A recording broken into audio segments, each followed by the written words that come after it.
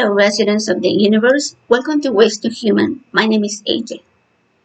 Before I start this video, I want to make it clear I separate people from the religion that they were taught because I understand that each person is born into their specific religion and very few choose their religion.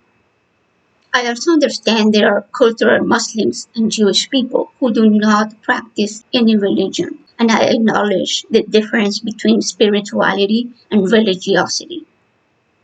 I've been asked before, why can't I just let people believe what they want to believe? If it isn't causing any harm and it's bringing them comfort or they have experienced benefits from it.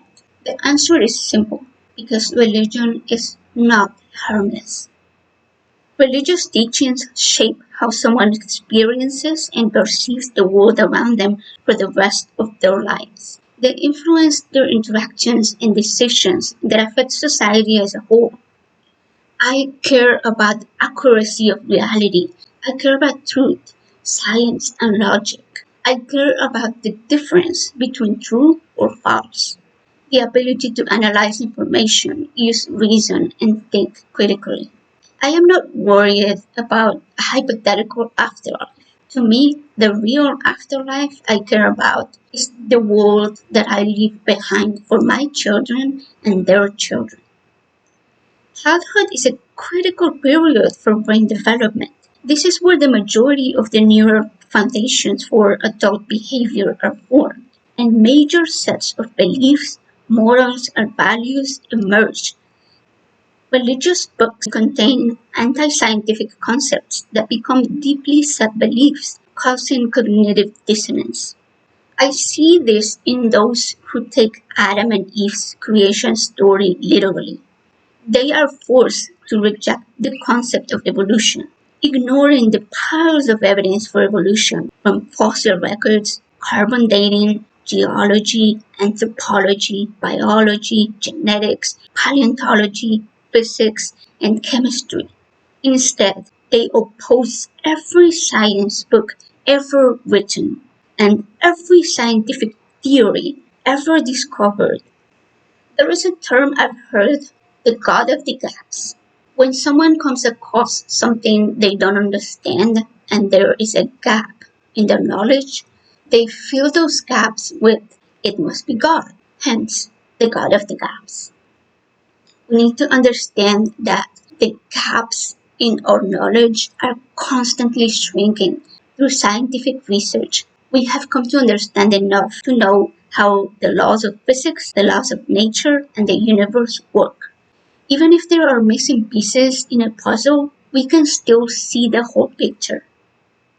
Let's talk about some of the problematic, unscientific concepts used to explain stories in the Bible, since they are foundational concepts taught during childhood, affecting how someone accepts or dismisses science and understands reality. The story of creation in Genesis is accepted by most Abrahamic religions. It claims that the universe was created in 6 days by a divine being, or the God of Abraham. Light and darkness were created on day 1, but the moon, the stars, and the sun were created on day 4. So where did the light come from on day 1? Genesis also claims Adam was the first human. God created him from dust and then breathed life into him. One day, when Adam fell into a deep sleep, God removed one of his ribs. With no consent, taking away his free will, then he used Adam's rib bone to create Eve. This story is the one that makes people doubt the mountains of evidence for how life started on Earth, as well as challenging the existence of other types of humans that lived before the modern Homo sapiens.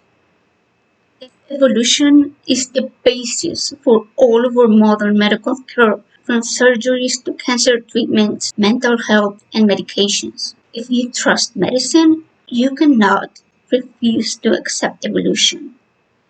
Next is Noah's Ark story. Genesis states that God created all animals at once. Firm Bible believers take this to include dinosaurs. This is problematic because Radiometric dating of dinosaur fossils, human bones, as well as evidence from paleontologists, geologists, and archaeologists have helped us develop timelines to understand when each animal and human species emerged.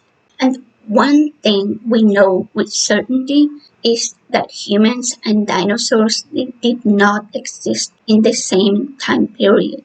These claims go against every single scientific concept we have spent decades discovering, learning, and teaching. It is a disrespect to the scientists who dedicate their entire lives to improving society's quality of life. The concept of God teaches self-hate. By giving negative actions to the devil and positives to God, personal responsibility is removed from the equation. When someone commits what they view as a sin, they are forced into devotion to Jesus in order to be saved and forgiven, leading to a cycle of self-hate, self-doubt, and the lack of self-worth, depression, and anxiety.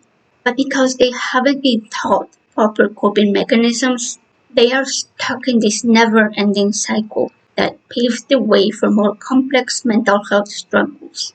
Religion breeds hateful ideologies. Religious people are not inherently bad people. If you're listening to this and you are religious, I want you to know that you are not a bad person. You are worthy. You are valuable. And you have morals within yourself that come from you. However, religious ideologies can lead people to make bad decisions based on what they've been indoctrinated to believe. Some of the most clear examples of hateful religious ideologies are the anti-LGBT beliefs from the Bible.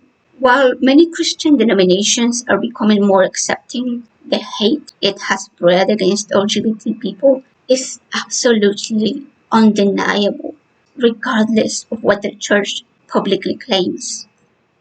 People rarely follow a religion out of respect for God, rather, out of fear of what they've been told will happen to them, the terrifying prospect of burning in hell. This fear tactic gives the church political and financial power over entire populations. It's important to acknowledge that simply because something is useful or comforting, it does not mean that it is harmless. For example, street drugs can provide relief for physical pain and mental health issues, helping people cope with daily life, depression, anxiety, and trauma. While this may seem useful, beneficial, and comforting, drugs come with harmful effects, such as hallucinations, violent and erratic behavior. They lead to addiction, stealing, and crime to support the habit. The societal costs are very high despite the individual benefit. Without realizing it, childhood trauma, lack of skepticism, self-hate, lowered self-worth, bad science, unrealistic claims, harmful moral values, hateful ideologies all sneak up on you. They are all pieces of the baggage you have been carrying around from religion. You are not a good person because of religion. You are a good person despite religion. You're not a sinner. Humanity isn't wicked. This isn't a broken world. You're not born evil, and you do not need to be saved. You are a whole, good, compassionate, intelligent, and moral human being who is absolutely capable of being a beneficial member of society without the help of any holy book or the guidance of any God. Ask yourself, is the harm worth the comfort? Until next time, don't forget to like and subscribe.